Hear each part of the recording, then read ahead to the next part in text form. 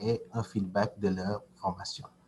En dernier lieu, on va faire une visite virtuelle des laboratoires du département. Donc, je vais profiter de la présence de mes valeureux collègues, à savoir Marc Lacasse, Mario Michaud et Steve Bollier, pour vous faire visiter et découvrir la mini-usine, le train électrique, les robots et par la suite l'axe procédé et interface opérateur. Puis vers la fin, on aura un 5 minutes qui vous sera accordé pour que vous puissiez poser vos questions. Parfait? On va démarrer ça. Donc, pour ce qui est du département de TI, lorsque vous serez là et pendant votre cheminement, pour ceux qui auront fait ce choix de programme, vous serez accompagné tout le long par un technicien qui s'appelle André Roy, un groupe d'enseignants, à savoir Steve Bollier, Mario Michaud, moi-même Ousmane Diaye, Marc Lacasse, Karine Petitpas et Jean-Christophe Boucher.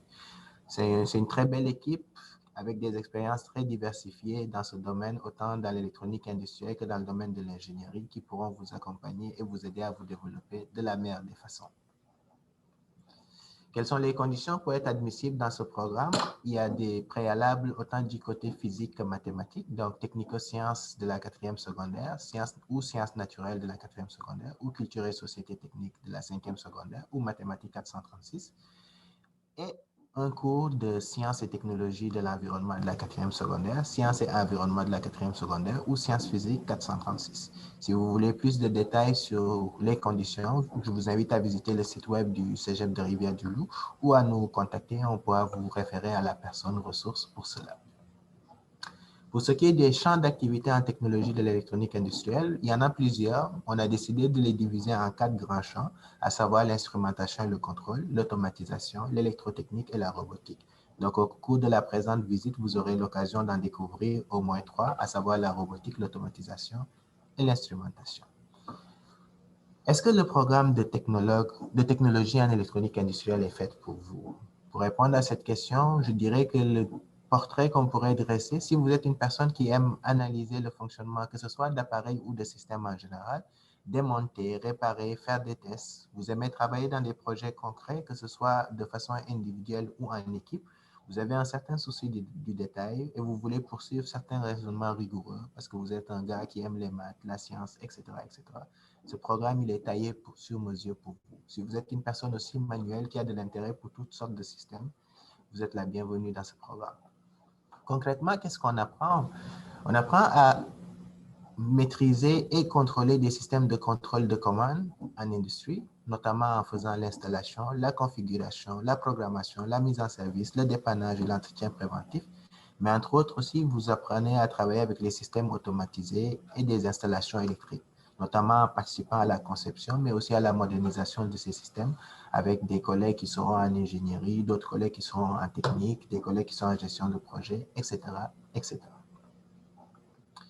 Quelles sont les particularités de ce programme? C'est un taux de placement de presque 100% qui est observé depuis un certain nombre d'années. Vous avez d'excellentes conditions d'emploi, de nombreux employeurs en région pour ceux qui aimeraient s'établir ici ou à l'extérieur aussi.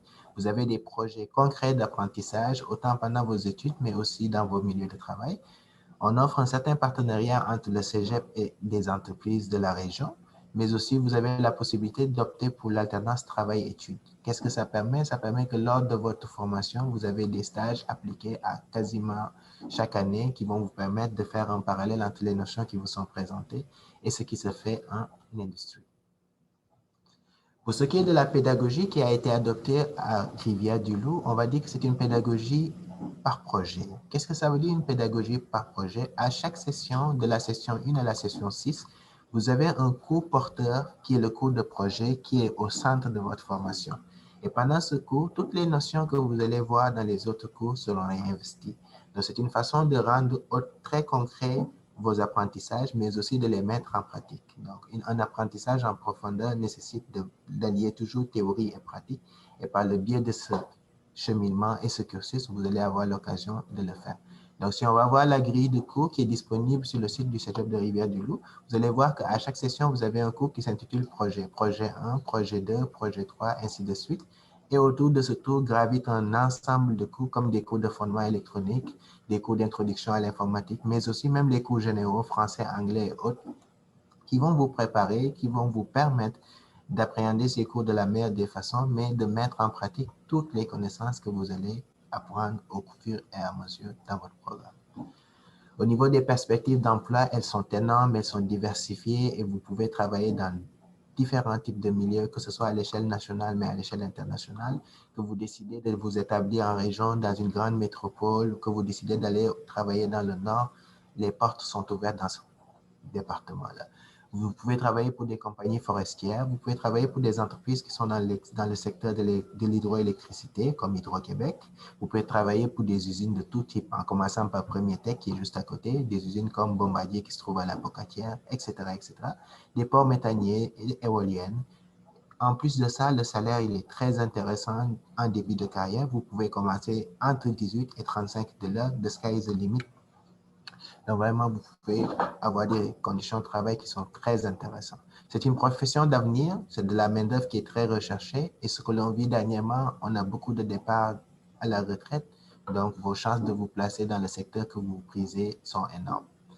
Pour ceux qui décident, après leur cursus au cégep, de se rendre à l'université aussi, c'est un bon tremplin parce que ça vous ouvre les portes de l'université, notamment dans les formations de génie électrique, génie de la production automatisée, mais aussi génie des systèmes électromécaniques.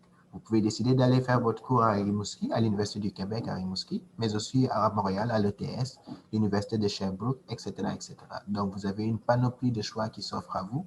Et justement, avoir fait cette formation en technique au cégep vous prépare très bien à ce milieu universitaire et vous arrivez là avec d'énormes acquis qui vont vous permettre de cheminer très vite dans votre baccalauréat.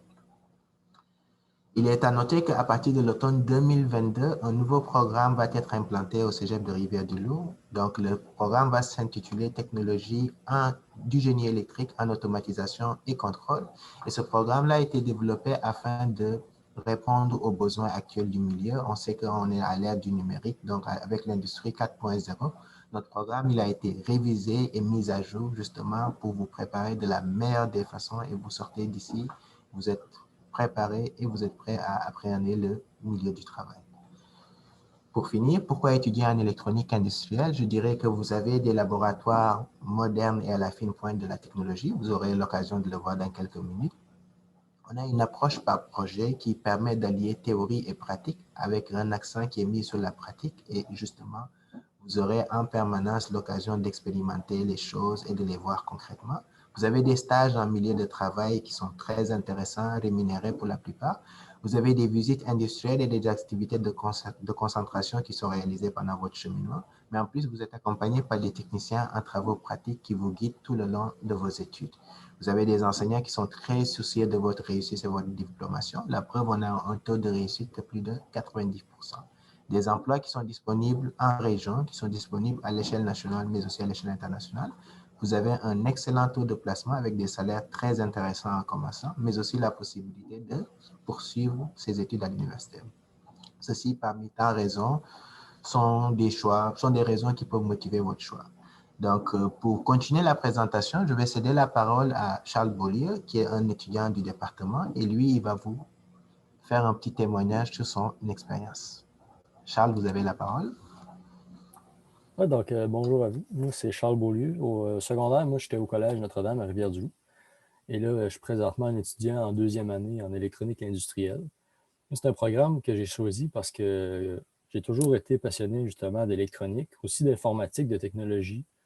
Puis au secondaire, j'aimais bien la logique, les maths. Et je trouve que ce programme-là, c'en est un qui réunit vraiment tous ces éléments-là, dans un programme qui permet de faire un peu de tout ça en même temps. Euh, Moi, un peu comme Ousmane parlait, le cheminement que j'ai l'intention de faire, c'est d'aller à l'université par après. Donc, c'est ça qui a surtout guidé mon choix parce que ça me permet, ça ouvre plusieurs portes au niveau du génie à l'université que je n'aurais pas dans d'autres programmes. Donc, principalement, c'est ça qui a guidé mon choix. Après ça, ce que j'aime surtout dans le programme, c'est qu'on apprend plusieurs choses qu'on sait que ça va servir. Il n'y a jamais rien qu'on apprend dans nos cours qu'on ne comprend pas pourquoi on l'apprend. On sait à quoi ça va servir. Puis, comme Ousmane disait aussi, il y a des stages. Et ça aide aussi à ce niveau-là parce en étant allé en industrie, par exemple, cet été, moi, ben, ça m'a permis de voir exactement ce que j'ai appris dans ma première session, puis dans ma deuxième session, comment s'utiliser en vrai. Ça m'a permis d'apprendre vraiment beaucoup de choses. Vraiment, à chaque jour, j'apprenais des nouvelles affaires. Et ça me permettait de découvrir des équipements, des façons de travailler que je savais que j'allais apprendre plus par rapport à ça dans mes autres sessions au cégep. Fait que ça permet vraiment d'avoir une bonne motivation puis d'avoir des idées de vers où qu'on s'en va, comprendre pourquoi on fait ce qu'on fait et comment que ça fonctionne dans le vrai monde, si on veut. Ensuite de ça, ces stages-là aussi, ça permet d'avoir vraiment une bonne vue d'ensemble de l'industrie. Donc, moi, comme j'ai dit, je m'en vais pour être ingénieur, mais un technicien dans une usine va travailler vraiment conjointement avec les ingénieurs. C'est le même milieu, c'est juste deux emplois différents. Donc, ça m'a permis d'avoir des connaissances par rapport à ce milieu-là. Et je connais maintenant un peu plus le domaine industriel dans lequel je vais travailler plus tard. Ensuite de ça, dans nos cours, vraiment, comme je disais, il y a des choses différentes matières qui s'est diversifié, autant de la programmation de robots, d'automates, où c'est plus logique, c'est plus mathématique, que du câblage, des branchements, de l'analyse de systèmes et de procédés, qui c'est plus manuel. Ça fait vraiment un mélange qui est intéressant de théorie, de maths, puis de pratique, puis de visser des affaires, puis câbler des choses. Ça fait un beau mélange. Donc, voilà, ça résume pas mal ce que j'aurais à dire. Merci beaucoup, Charles, pour cet intéressant témoignage. Donc, je vais passer la parole à Jean-Philippe Belzile, qui va vous parler aussi de son expérience. Jean-Philippe, vous avez la parole. Bonjour, donc c'est ça, je m'appelle Jean-Philippe. Moi, j'ai fait mon secondaire au Collège Sainte-Anne de la Pocatière. Puis là, je suis un étudiant en troisième année. Pourquoi j'ai choisi, dans le fond, le cours de technologie de l'électronique industrielle? Parce que j'ai toujours été intrigué par tout ce qui est électrique puis mécanique. Puis tout ce qui nous entoure, ça peut être autant un micro-ondes, un four ou peu importe. Puis j'ai tout le temps été intrigué par comprendre comment que ces choses-là fonctionnaient. Puis ça peut être une lampe ou n'importe quoi. Puis à chaque moment où je me retrouvais avec des choses comme ça qui brisaient, ça peut être je sais pas, un buffer ou tout ça, j'étais toujours intrigué aussi à le démonter pour comprendre comment que ça fonctionnait, puis c'était fait comment, puis de voir l'électricité, puis la mécanique qui englobe tout ça. Donc, le cours d'électronique industrielle, ben, quand j'ai découvert ça, je me suis rendu compte que c'était un bon cours pour qu'on touchait un peu à tout ça. On touche beaucoup plus d'électronique, mais on touche aussi avec à de la pneumatique, de la mécanique, puis de l'hydraulique. Donc, ça regroupe tout ce qui est, dans le fond, tout ce qui a trait à l'électricité, puis ce qui entoure dans l'usine, puis dans l'industrie. Puis, comme Charles l'a dit aussi, c'est un cours qui nous permettait de faire des stages, dans le fond. On fait notre année, puis durant l'été, ben, on peut aller faire un stage, puis valider nos connaissances dans le milieu industriel, puis voir vraiment comment que ça se passe de façon concrète. Puis c'est une bonne façon aussi de voir si on est vraiment dans notre domaine, puis souvent après notre premier stage, ben là, on le sait vraiment si c'est ça qu'on veut ou non. Puis aussi, ben, c'est un cours qui nous donne la possibilité de poursuivre à l'université. Donc, si vous êtes intéressé d'aller faire un génie électrique ou mécanique, c'est un cours qui peut vous ouvrir ces portes-là. Donc, vous avez déjà, quand vous rentrez à l'université, vous avez déjà une très bonne base dans le domaine. Puis, c'est aussi, ça touche autant, on a beaucoup de labs pratiques, mais il y a aussi de la théorie. Fait on touche vraiment à tout. Là. Si vous êtes un peu moins manuel, ben, il y a de la place en masse dans l'industrie pour que vous touchez plus à des choses comme programmation ou derrière un ordinateur. Puis encore là, si vous êtes quelqu'un de manuel, ben, il y a encore là beaucoup d'industries où que vous pouvez juste être sur le terrain à réparer des moteurs ou des choses vraiment manuelles, dans le fond. Fait que ça ne s'arrête pas juste. Plusieurs pensent que l'électronique industrielle s'arrête comme en arrière d'un ordinateur à faire de la programmation, mais c'est vraiment pas ça. Là. Donc, si vous êtes intéressé par l'électronique et à comprendre tous les procédés qui nous entourent, ben, c'est un cours pour vous. Là.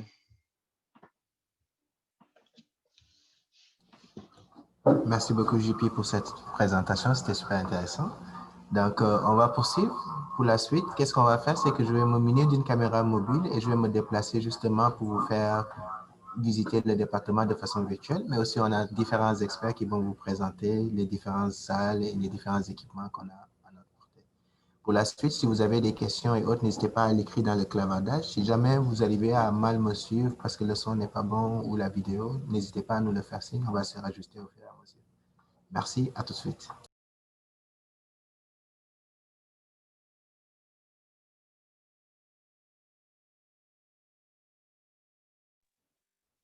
Bonjour tout le monde. Donc, moi, c'est Marc Lacasse. Je vais vous présenter aujourd'hui deux des projets qu'on fait ici en électronique industrielle. Tout à l'heure, vous parlait d'une pédagogie par projet. Mais plus concrètement, c'est quoi? Bien, dans la mini-usine, il y a un des projets que les étudiants de troisième année ont comme un projet à réaliser. Qu'est-ce qu'ils ont comme mandat, nos étudiants de troisième année? En fait, on leur donne une mini-usine qui n'est pas fonctionnelle et ils doivent la rendre fonctionnelle. Donc, en un peu la mini-usine, elle a été construite en partenariat avec l'UQAR, l'Université du Québec de l'Outil, ainsi que le premier tech. Au départ, une section a été implantée, par la suite, d'autres sections sont venues à ce projet-là. Au final, le traitement des canettes. Ça traite des canettes ainsi que des bouteilles de plastique. L'unité est séparée en 4 sections. La première section qu'on retrouve ici, c'est la section lavage. Il y a les canettes ainsi que les bouteilles. Dans cette section-là, elle va s'occuper de laver les canettes et les sécher. Une fois que c'est fait, les canettes sont transférées dans l'autre section, qu'on appelle la section carrousel. Cette section-là, qu'est-ce qu'elle va faire? Bien, comme elle reçoit des contenants en plastique ainsi que des contenants d'aluminium, son travail, c'est de faire le tri entre ces différents contenants-là et de les diriger en fonction du type de contenant. Donc, si on a des canettes en aluminium, ce qu'elle fait, c'est qu'elle les envoie pour les faire presser. Et si c'est des bouteilles de plastique, ce qui se passe, c'est qu'elle les envoie pour se faire déchiqueter. Donc ici, on retrouve la section déchiqueteuse. Elle, son rôle, c'est de déchiqueter les contenants en plastique. Une fois ces contenants-là déchiquetés, à quoi ça ressemble? Ça ressemble. Une fois qu'elle a déchiqueté les canettes, ben, le matériau en plastique qu'on retrouve, ça ressemble à ça. Maintenant, si on vient pour les canettes, pardon? On va continuer avec la caméra où il semblerait que le son est pas bien.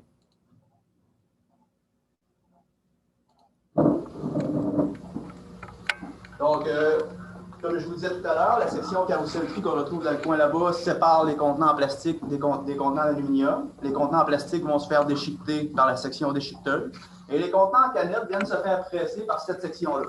Bien entendu, on aurait bien aimé vous la montrer fonctionnelle, sauf que présentement, nos étudiants de troisième année travaillent sur les différentes sections, donc ils ne sont pas rendus encore au niveau pour la rendre fonctionnelle. Ça va venir un petit peu plus tard. Cependant, on a mis une section fonctionnelle pour les besoins de la démonstration. C'est la section pressage des canettes.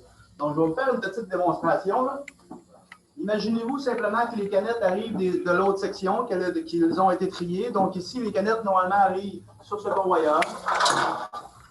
Ce convoyeur-là apporte la canette. On a des capteurs qui détectent une canette sur le convoyeur et aussi on a des capteurs qui détectent la rotation du convoyeur pour savoir exactement où se trouve la canette en temps réel. Une fois la canette arrivée ici, on a un cylindre pneumatique qui la pousse.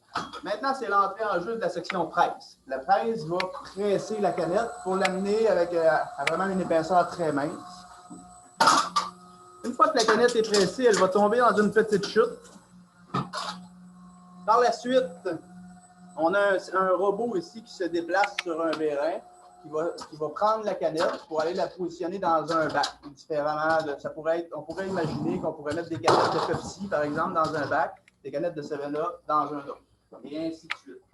Donc, cette mini-usine-là englobe vraiment toutes les notions que vous auriez pu voir tout au long de vos études de technique. Donc, c'est vraiment un projet intégrateur qu'on retrouve en fin de parcours scolaire. Maintenant, je vais vous amener à un autre projet, que cette fois-ci, c'est un projet de nos étudiants de deuxième année qui le réalisent. C'est un petit train électrique. En passant ici, je peux même vous présenter André Roy, notre technicien qui vous accompagne lors des laboratoires, qui donne un bon coup de main au professeur. Enchanté. Bonjour André. Ici, c'est plus un local d'automatisation ainsi que de robotisation. Moi, je vais commencer par vous présenter un projet d'automatisation de nos étudiants de deuxième année qu'ils doivent réaliser. On retrouve un grand voie ferrée. Ici, nos étudiants, ce qu'ils doivent faire, c'est programmer ce train-là de façon à le faire passer partout sur les différents chemins qu'il peut y avoir et en face de chaque capteur. Parce qu'on retrouve des petits capteurs ici qui vont détecter le passage du train. Et en fonction de où est-ce que le train est rendu, on est en mesure de l'aiguiller, c'est-à-dire de le diriger sur une voie ferrée ou une autre. Donc, à quoi ça ressemble un peu une fois le projet final? Je vais vous montrer. On appuie sur départ. Et le petit train, on donne certaines directives à nos étudiants, c'est-à-dire que le train doit aller d'avant, aussi de reculons. Il doit faire différentes vitesses, que ce soit d'avant ou de reculons. C'est des contraintes qu'on donne à nos étudiants. Là, comme on peut le voir, le train est déraillé, mais c'est pas très grave, il n'y avait pas de passagers dedans. Là. Mais bref, ça arrive quelquefois. Toute la programmation de ce train-là se fait via cette machine-là qu'on voit ici, qu'on appelle un automate programmable. Donc, nos étudiants, ce qu'ils font, c'est qu'ils programment cette machine-là pour que le train soit en mesure de faire les différents chemins qu'on veut qu'il fasse. À quoi ça ressemble un programme? On voit ici, c'est vraiment pas de la programme textuelle. C'est vraiment pas des programmes textuels. C'est plus ludique comme programmation, je trouve. Ça s'appelle la programmation de type ladder. C'est simplement des lignes de programme. Je ne vais pas trop embarquer là-dedans pour l'instant, mais vous allez avoir l'occasion de découvrir ça si vous faites la technique ici. Maintenant, je vais vous amener à mon collègue Steve, qui lui va vous présenter nos robots, nos différents robots qu'on a ici. Steve. Bonjour Steve. Bonjour tout le monde. Alors, je vais commencer par vous montrer le simulateur sur l'écran ici. Fait que ça, c'est une chose qui est très intéressante parce qu'on a chaque poste informatique a le simulateur de robot. Et on peut vraiment exécuter là, la tâche du robot, préparer notre programme, le simuler. Et un coup que c'est simulé, ben, on va envoyer ça dans les vrais robots pour faire les ajustements là, de plus de précision. Ici, c'est vraiment le programme d'un étudiant là, qui ont fait cette semaine. Je l'ai mis en mode automatique.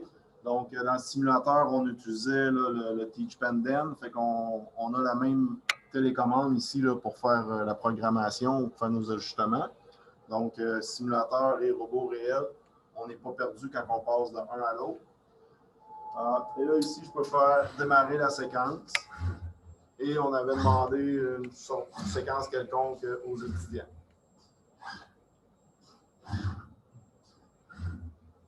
Comme je disais, c'est sûr, en industrie, là, les robots, ils ne transportent pas des balles de baby-foot. Sauf que toutes les notions que vous apprenez sur ces robots-là, c'est transportable là, sur un vrai robot. Et peu importe la grosseur du robot, ça va être aussi là, la même programmation. Donc, si on vient ici, un petit nouveau qu'on a eu là, il n'y a pas très longtemps, c'est un robot collaboratif. Lui, vous pouvez remarquer qu'il n'y a pas de cellule qui l'entoure, il n'y a pas de cage autour. C'est un robot avec lequel on peut, si on veut interagir, on pourrait justement venir lui amener des pièces, des morceaux. On peut se tenir proche de lui. Ses mouvements vont être un petit peu moins rapides que les robots là, jaunes, comme vous avez vu, les robots industriels. Par contre, c'est ça, on peut cohabiter avec lui. Une autre particularité de ces robots-là, c'est que l'interface ici, il est développé justement pour que les programmes soient très rapides à développer. Donc, on a un peu l'équivalent du Teach Pendant ici aussi. Et on va mettre des fonctionnalités, c'est-à-dire que le Teach Pendant nous fournit des fonctionnalités où le développement est très rapide. Puis là, ben, il peut recommencer. Là, on a dit recommence jusqu'à temps qu'on appuie sur un stop quelconque.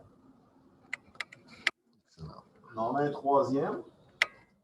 On va démarrer non plus. Celui-ci, c'est un autre type de robot industriel. Il est de type Spider ou inversé. Donc, même télécommande pour faire la programmation. Là,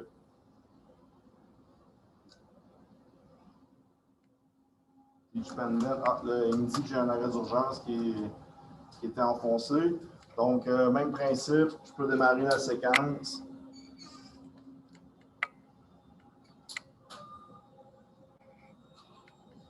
Et là, il va faire la séquence qu'on lui a demandé. Donc, configuration différente, un robot qui va faire des mouvements plus rapides que l'autre de l'autre côté. Par contre, son enveloppe de travail, c'est-à-dire les endroits qu'il peut atteindre, vont être plus restreints. Mais c'est les mêmes commandes si on veut que l'autre qui est de l'autre côté là-bas. Puis, comme je vous dis, la balle qui vient de tomber. Mais comme je vous dis, tout ce que vous faites ici comme routine, développement, programmation, ben, c'est transférable à des robots similaires en industrie. Merci beaucoup, Steve. Aimé? Merci, Marc aussi. Donc, on va progresser dans notre visite pour la dernière partie. On va aller rencontrer Mario Michaud qui va vous présenter l'axe procédé. Bonjour, Mario. Bonjour tout le monde. Mario Michaud. Ici, d'abord, on est dans un local d'instrumentation et contrôle et de travaux d'atelier, je vous dirais. Ce que je vais vous parler, je vais vous donner quelques indications. C'est quoi du contrôle, de l'instrumentation et contrôle. D'abord, qu'est-ce qu'on a? On est dans une usine maintenant. Je ferme les lumières pour qu'on voit mieux l'écran. J'ai monté un petit démo. En fait, ce qu'on voit sur l'écran, maintenant, dans une usine, ce qu'on fait, c'est que les opérateurs sont assis là, dans des endroits, des bureaux fermés, climatisés. Puis, ils sont capables de superviser, contrôler l'usine à partir d'une souris, d'un clavier, puis à partir de des écrans d'ordinateur. Généralement, ça peut être 2-3 ordinateurs. Fait qu'ici, ce qu'on voit là, c'est vraiment une représentation graphique de mon procédé que je vais vous montrer tout à l'heure dans le fond de la classe qui fonctionne. Juste pour vous donner une petite idée, ce qu'on fait en instrumentation et contrôle dans une usine, généralement, on essaie de contrôler des niveaux, des débits, des pressions, des températures. Fait qu'ici, on a une représentation, on a une colonne d'eau. En fait, on va essayer de contrôler le niveau, le maintenir constant là, dans cette colonne-là. Après ça, on a une petite pompe ici qui va fonctionner. Fait que je vais la faire fonctionner tout à l'heure. Pour le moment, c'est parce que ça fait un peu de bruit. Fait que cette pompe-là sert à faire recirculer l'eau, en fait, là, dans le système pour aller remplir notre colonne d'eau. Et aussi, on a différents appareils. Bon, ici, on a un appareil pour aller mesurer le niveau d'eau. On en a un autre pour mesurer le débit. Puis aussi, on a une valve qui permet de contrôler la quantité d'eau qu'on va mettre dans notre colonne. Fait que moi, je suis capable, là, à partir de ma souris, par exemple, à partir d'ici, je serais capable de faire, comme là, je vais faire démarrer ma pompe. Présentement, elle est à l'arrêt. Fait qu'avec ma souris, je vais aller la faire démarrer. Qu'est-ce qu'on va se rendre compte? Évidemment, si je fais marcher la pompe, c'est sûr que là, il y a de l'eau qui circule et on va voir le niveau d'eau monter dans notre réservoir. On voit là, c'est en bleu, il y a une petite flèche ici là, qui se trouve à monter. Fait qu'on voit le niveau présentement en pouces, comme tel. Fait qu'on peut aller le voir, le procédé, pour de vrai, le vrai procédé qui est là-bas. On va allumer la lumière pour être dans le noir. Fait que moi, j'aurais pu ce matin là, être chez nous avec l'interface opérateur ou dans mon bureau au cégep. Je suis capable de savoir tout ce qui se passe sur mon procédé dans ce local ici. C'est accessible de n'importe où. Fait que le système est ici. On a notre colonne d'eau qui est là. On voit qu'il y a un niveau d'eau qui est maintenu à peu près, je dirais, à 18 pouces. On a le moteur ici avec la pompe. C'est ça qui vient chercher de l'eau dans ma réserve, puis je le fais recirculer dans mon système. Après ça, tantôt, on a vu qu'on avait un appareil. Tant qu'on est en instrumentation et contrôle, ce qui est important, il faut être capable de mesurer les débits, les niveaux, des pressions. Fait qu'on a un appareil ici qui mesure le débit. On en a un autre ici. On voit qu'il y a un petit tube là, de raccordé dans le fond de la colonne. Fait que cet appareil-là, c'est un appareil qui mesure le niveau. Puis, pour être capable de contrôler la quantité d'eau qu'on met dans le réservoir, on a ce qu'on appelle une bande de régulation. Le gros avantage de notre programme, c'est qu'on travaille avec des équipements. Ces équipements-là, c'est des équipements industriels. Vous allez faire une visite chez FF Souci. L'usine de biométhanisation, l'usine de filtration. Vous allez voir des appareils de ce type-là. Des appareils là, qui se détaillent à 7 à 8 000 $. Ça prend des bons investissements. Du côté ici, on a un panneau de contrôle, un panneau de commande, dans lequel on a nos appareils. Fait que pour réussir à faire du contrôle, de l'instrumentation et contrôle, ça prend des instruments, comme je viens de vous montrer, des instruments de mesure. Mais ça prend aussi des appareils qui, en fait, on veut automatiser notre système. Qu'est-ce qu'on fait? On va programmer l'intelligence humaine dans un appareil. Comme on a vu sur le petit train tout à l'heure, il y avait un automate programmable. Ici, on en a une autre, un autre peut-être modèle. On a aussi, on voit aussi un variateur de vitesse, qu'on appelle en anglais un drive. C'est avec ça que je contrôle la vitesse de la pompe. Puis finalement, bien, évidemment, je vous ai montré l'interface opérateur. On fait aussi de l'informatique, de la réseautique. On voit que tous les appareils là, sont reliés sur une switch électronique avec des câbles Ethernet. Tous nos appareils communiquent par le réseau aussi. Il y a un bon volet réseautique, informatique là, dans notre programme. C'est un peu tout ce que j'avais à vous dire au niveau de l'instrumentation et contrôle. On essaie de ne pas trop rentrer dans les détails, mais c'est juste pour vous donner une idée de qu'est-ce qu'on fait en électronique industrielle. Fait qu'ici, qu'est-ce que mes étudiants ont à faire, puis il faut qu'ils fassent ce montage-là, puis fassent les branchements. Il y a des fils entre les appareils et l'automate. Les étudiants doivent faire les branchements. Ils doivent faire la calibration. Il y a des petits boutons ici pour aller calibrer cet appareil-là. Ils doivent être capables de faire la programmation de l'automate, configuration du variateur de vitesse. Et aussi, ben, là, on a un cours interface opérateur, l'interface qu'on voit ici en avant. Nos étudiants de troisième année actuellement sont en train de développer là, ce type d'interface-là en tant que tel.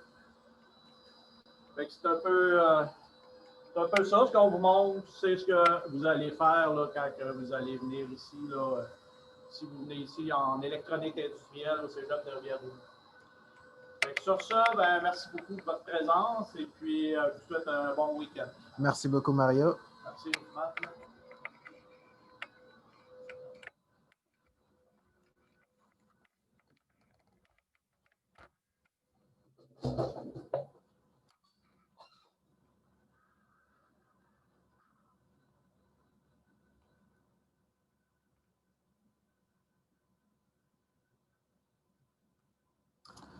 Comme discuté au début, cette présentation de Mario conclut la visite virtuelle qu'on avait à faire aujourd'hui. J'espère qu'elle vous a plu. Au niveau du son et autres, si vous aviez eu des difficultés à nous entendre, on s'excuse, on est en plein ajustement, mais j'espère que vous avez pu quand même saisir l'essentiel du message.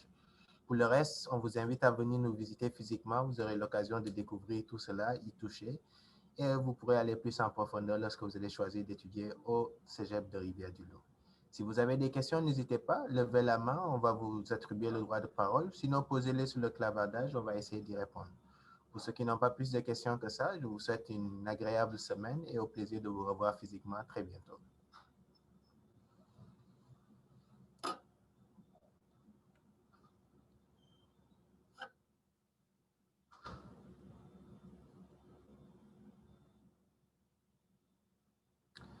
On a une bonne question qui a été posée dans le clavardage. Est-ce qu'on a le droit de prendre des cours supplémentaires pour se rendre à l'université? Est-ce que tu veux y répondre, Mario?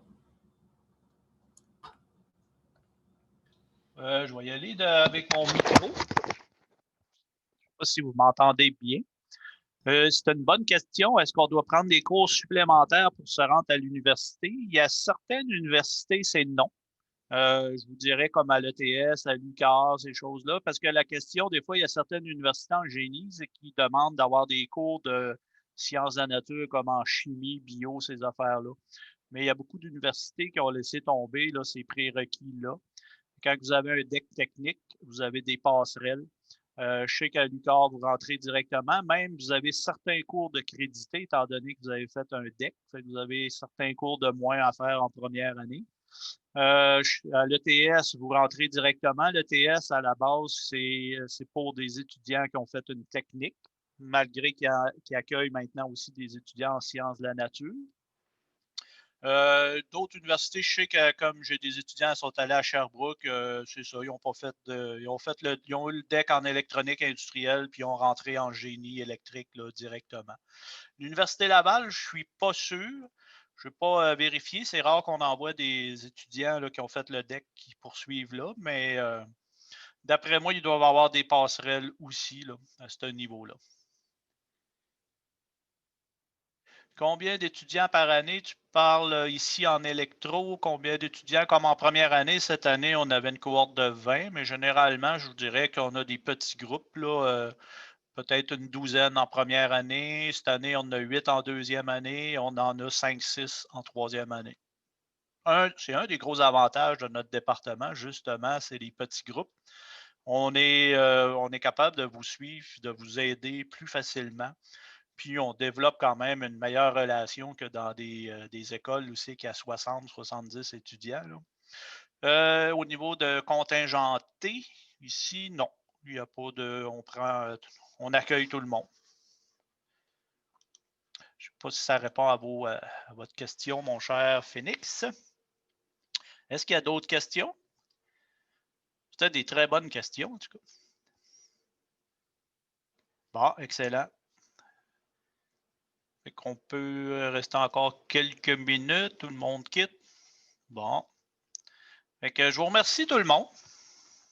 Puis ça va nous faire plaisir de vous revoir. Il existe peut-être les journées étudiants d'un jour aussi, là, si vous voulez avoir plus de détails, là, c'est toujours possible là, aussi de nous contacter en tout temps.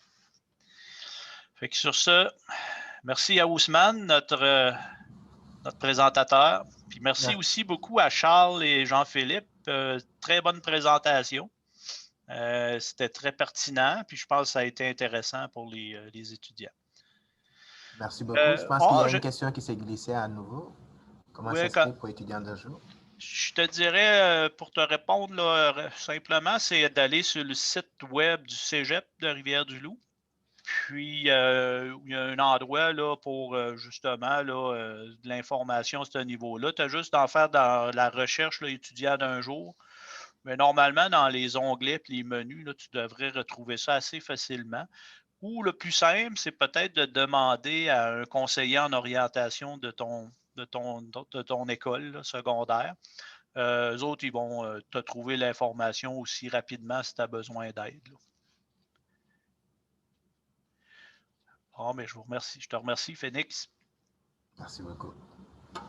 Bon, mais je pense que ça devrait avoir fait le tour. C'est parfait. Donc, sur ce, au plaisir. On s'appelle puis on déjeune. Sans faute. Bonne journée à vous. Bonne journée.